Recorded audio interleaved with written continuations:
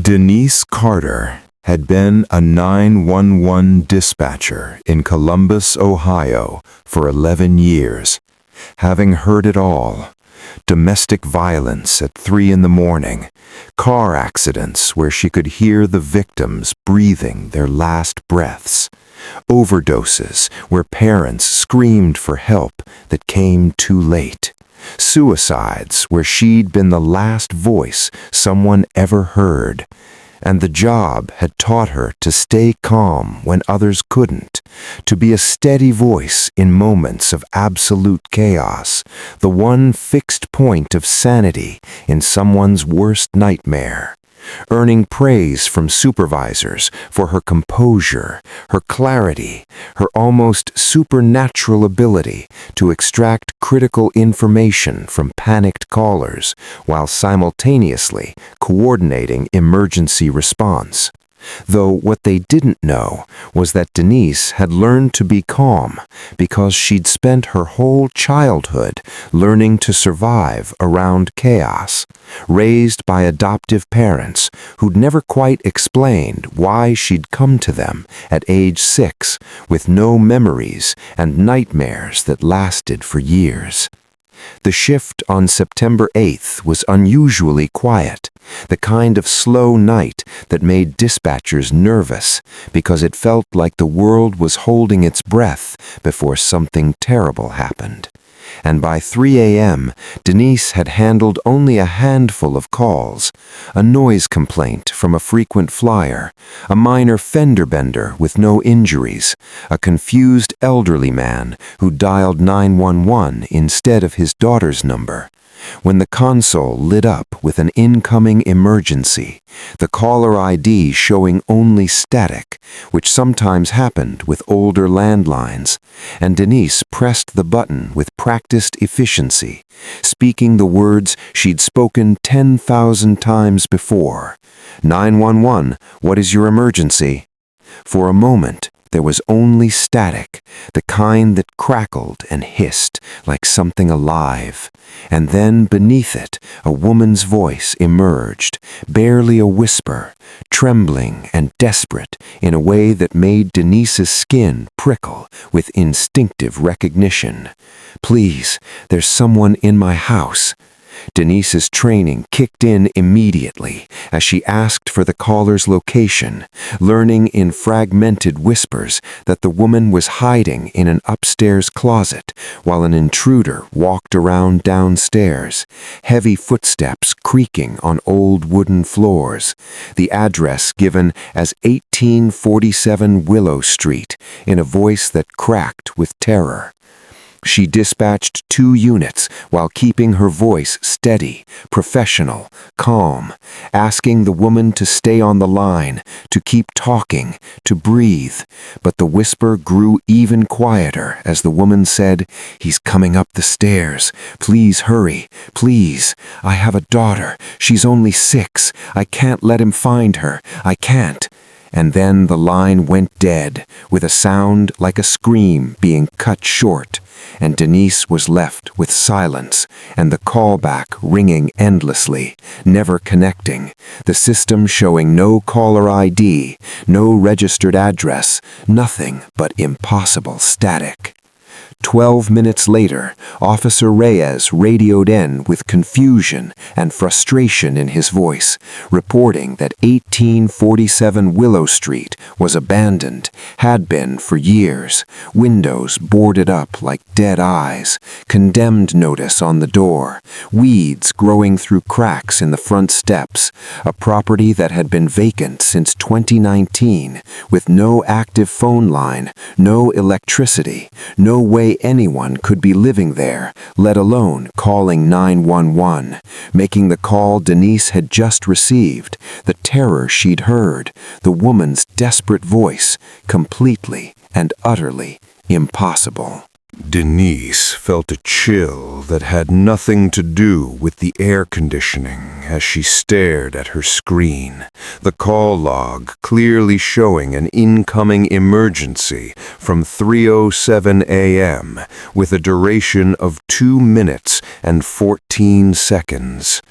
She'd heard the woman's voice, heard the fear, raw and real and unmistakable, could still feel it echoing in her bones, and yet Officer Reyes insisted no one could have called from that location since the phone lines had been disconnected in 2003, 20 years ago.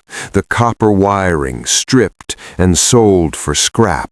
Nothing but dead connections and empty rooms. "Can you do a walkthrough anyway?" she asked, her voice steady despite the cold sweat forming on her palms, and Reyes agreed, though she could hear his skepticism through the radio static. 20 minutes later, Officer Reyes called back, and something had changed in his voice. The skepticism was gone, replaced by something quieter, something that sounded almost like fear, as he reported that the house was completely empty, dust covering every surface, no signs of habitation for years.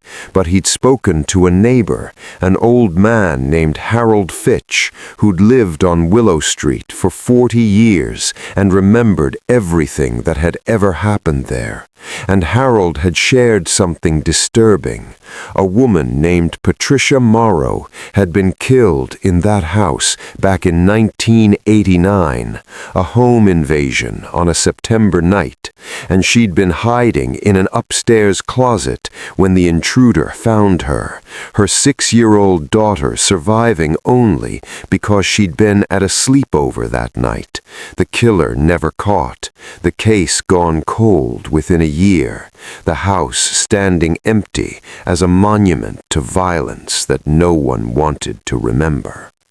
Denise's hands had gone so cold she could barely feel the keyboard as she gripped the edge of her desk, her mind racing through the details. September 8th, an upstairs closet, a daughter who was 6 years old, a woman whispering for help that never came, and she asked Officer Reyes if there was anything else, any other details about the murder, and he was quiet for a long moment before saying, "The call came in at 3:07 a.m., Denise. That's the exact time Patricia Morrow was killed, according to the coroner's report.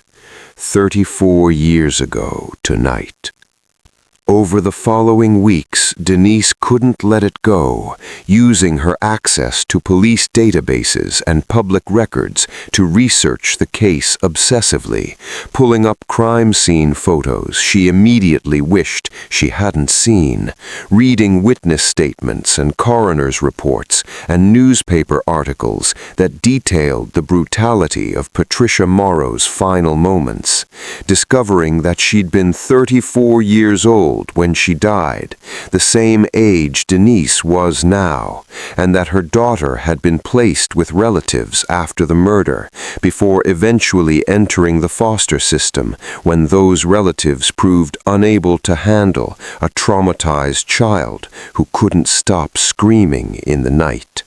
When Denise finally found what she was looking for, tracing the daughter through foster care documents, adoption papers, and name changes spanning multiple states and decades of bureaucracy, she had to read the final document 3 times before the words made sense, before her brain could accept what her eyes were seeing.